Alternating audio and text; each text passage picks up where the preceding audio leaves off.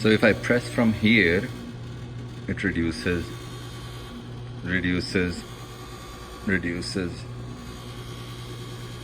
So the noise is not coming every time the microwave is turned on. This comes usually after it has been used for a couple of times.